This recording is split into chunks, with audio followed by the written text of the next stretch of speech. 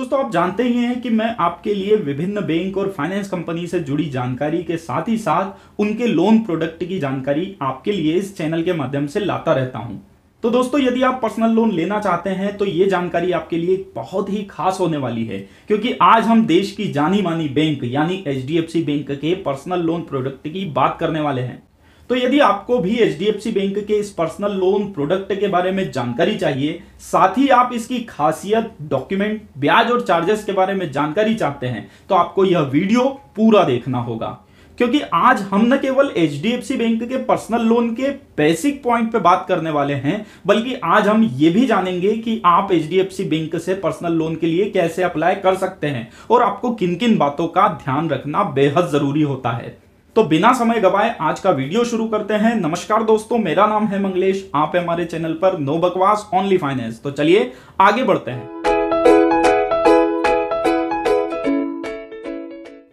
दोस्तों आगे बढ़ने से पहले मेरी आप सभी लोगों से एक रिक्वेस्ट है कि यदि आप हमारे चैनल पर पहली बार आए हैं तो प्लीज इस चैनल को सब्सक्राइब करके बेल आइकन को हिट कर दे, ताकि आपको भी ऐसी ही जानकारी, लोन और फाइनेंस से जुड़ी जानकारी, नई कंपनियों की जानकारी सबसे पहले मिलती रहे।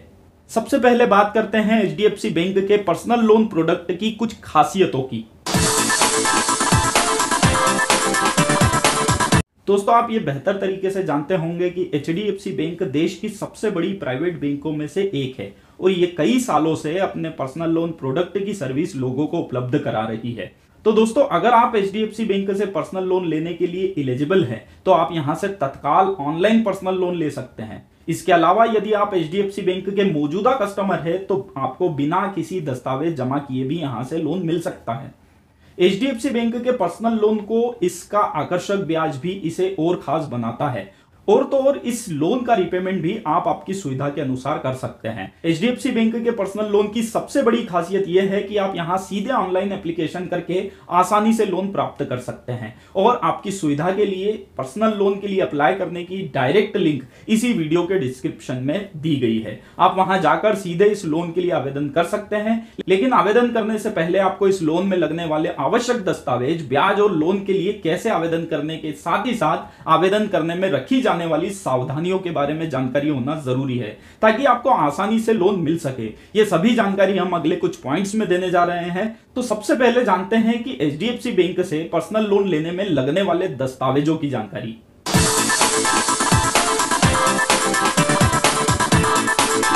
तो दोस्तों आपकी जानकारी के लिए बता दें कि यदि आप एचडीएफसी बैंक के मौजूदा ग्राहक हैं और बैंक ने यदि आपको प्री अप्रूव्ड ऑफर दे रखा है तो आपको ज्यादा दस्तावेज देने की जरूरत नहीं होती। लेकिन यदि आपके पास बैंक का प्री अप्रूव्ड ऑफर नहीं है तो आप कुछ ही डॉक्यूमेंट जमा करके यहां से लोन ले सकते हैं। इन डॉक्यूमेंट में आपके केवाईसी, इनकम डॉक्यूमेंट शामिल होते हैं।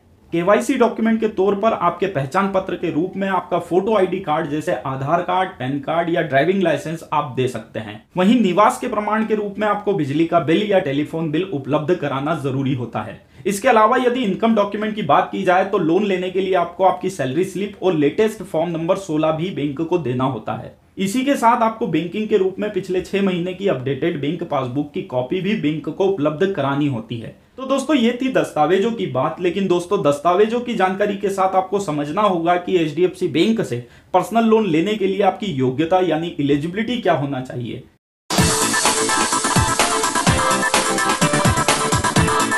दोस्तों एचडीएफसी बैंक से पर्सनल लोन लेने के लिए आपकी योग्यता यानी एलिजिबिलिटी की जानकारी देने से पहले आपको बताना चाहूंगा कि मैंने इससे पहले भी एक वीडियो एचडीएफसी बैंक के होम लोन प्रोडक्ट पर बनाई थी, जिसे लगभग 2 लाख से ज्यादा लोगों ने पसंद किया था।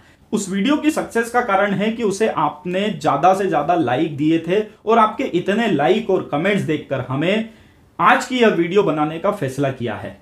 दोस्तों उम्मीद है आपने इस वीडियो को भी लाइक कर लिया होगा, और अगर नहीं किया तो रिक्वेस्ट है कि इस वीडियो को एक लाइक जरूर करें, क्योंकि आपके एक लाइक से हमें ऐसी ही और ज्यादा जानकारी लाने का मोटिवेशन मिलता रहता है। तो हमारे मोटिवेशन को बनाए रखने के लिए आगे की जानकारी देखने से पहले एक लाइक जरूर करें। दोस्तों एचडीएफसी बैंक से पर्सनल लोन लेने के एलिजिबिलिटी क्राइटेरिया की बात की जाए तो कोई भी व्यक्ति जो प्राइवेट या गवर्नमेंट जॉब में है वो यहां से पर्सनल लोन के लिए अप्लाई कर सकता है। इसी के साथ आपकी उम्र 21 साल से 60 साल के बीच में होना जरूरी है। इसके अलावा आपको यह भी ध्यान रखना जरूरी है कि वर्तमान में HDFC बैंक सिर्फ उन्हीं ग्राहकों को पर्सनल लोन उपलब्ध कराती है जिनकी मासिक सैलरी कम से कम 25,000 हो। इसके अलावा आपको एक बात और ध्यान रखना जरूरी है कि इस एलिजिबिलिटी क्राइटेरिया में आपकी जॉब की स्टेबिलिटी और अनुभव भी देखा जाता है। इसके हिसाब से आपको जॉब करने का कम से कम 2 साल का अनुभव होना जरूरी है। इसी के साथ वर्तमान जॉब में आपको कम से कम 1 साल का अनुभव होना अनिवार्य होता है। दोस्तों, HDFC बैंक पर्सनल लोन देने के अपने एलिजिबिलिटी क्राइटेरिया में समय समय पर बदलाव करती रहती है। तो यदि आप यह जानकारी वीडियो पब्लिश होने के बहुत दिनों बाद देख रहे हैं तो आपको इसकी अपडेट जानकारी होना जरूरी है। दोस्तों, वैसे आपको HDFC बैंक के पर्सनल लोन से जुड़ी जानकारी का किसी भी प्रकार का कोई भी अपडेट जानना है तो आप हमें #HDFC बैंक लिखकर कमेंट्स कर सकते हैं। हम आपके हर कमेंट्स का जवाब जल्द से जल्द देने की कोशिश करेंगे। तो दोस्तों, HDFC बैंक के पर्सनल लोन प्रोडक्ट की योग्यता यानी एलिजिबिलिटी की जानकारी के बाद आपको इसके ब्याज और अन्य चार्जेस के बारे में जानकारी लेना जरूरी है, जो अगले पॉइंट में हम देने जा रहे हैं।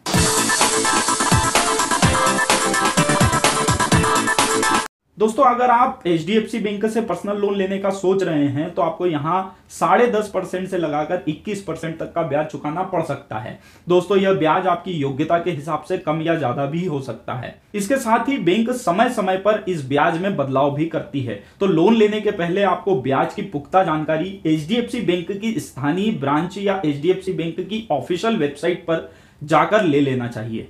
दोस्तों, ब्याज के साथ ही साथ HDFC बैंक से पर्सनल लोन लेने के लिए आपको प्रोसेसिंग फीस भी चुकानी पड़ती है, जो लगभग 1.5% से लेकर 2.5% तक के बीच हो सकती है और ये फीस आपके लोन अमाउंट में से डिडक्ट की जाती है। खास बात यह है कि आपकी प्रोफाइल, इनकम और सिविल स्कोर ठीक ठाक है तो आप इस प्रोसेसिंग फीस को कम या माफ भी करवा सकते हैं। साथ ही ब्याज में भी कुछ कमी पा सकते हैं, लेकिन यह पूरी तरह से बैंक पर निर्भर करता है कि वे आपकी प्रोफाइल को कितना मजबूत मानते हैं।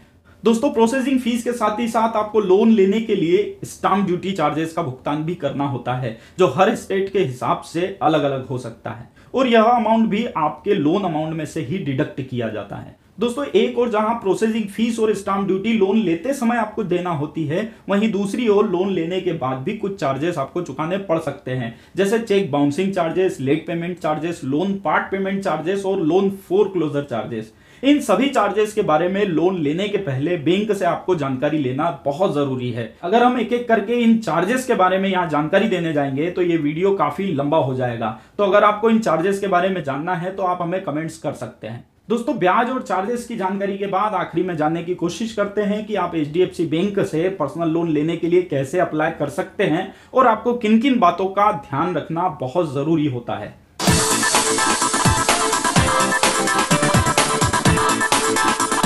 दोस्तों, वैसे तो HDFC बैंक की शाखा देश के हर शहर में मौजूद है। आप पर्सनल लोन का आवेदन करने के लिए सीधे बैंक से संपर्क कर सकते हैं। इसके अलावा आप HDFC बैंक से पर्सनल लोन लेने के लिए ऑनलाइन आवेदन भी कर सकते हैं, जिसकी डायरेक्ट लिंक आपको इसी वीडियो के डिस्क्रिप्शन में मिल जाएगी। दोस्तों, अब आपको बता दें कि यदि आप HDFC बैंक से पर्सनल लोन लेने के लिए आवेदन कर रहे हैं तो आपको कौन कौन सी मुख्य बातों का ध्यान रखना जरूरी है।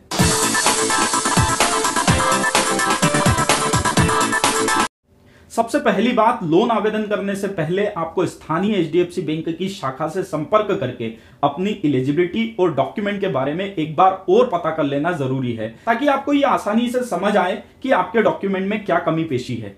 दोस्तों, दूसरी बात यह है कि मैंने इस वीडियो में आपको HDFC बैंक के पर्सनल लोन की प्रोसेसिंग फीस, ब्याज और अन्य चार्जेस के बारे में जानकारी दी है, लेकिन कई बार ब्याज आपकी प्रोफाइल और इनकम पर भी निर्भर करता है। इसलिए लोन लेने से पहले ब्याज के बारे में एक बार और जानकारी लेना आपके लिए ठीक होगा। दोस्तों, चौथी और आखिरी जरूरी बात जो आपको HDFC बैंक से पर्सनल लोन लेने के पूर्व ध्यान में रखना जरूरी है, वो है कि मैंने आपको यहाँ जो भी जानकारी दी है वो आपको आसान भाषा में समझाने के उद्देश्य से दी है, ताकि आप ये निर्णय कर पाए कि आपको HDFC बैंक से पर्सनल लोन लेना चाहिए या नहीं लेना चाहिए।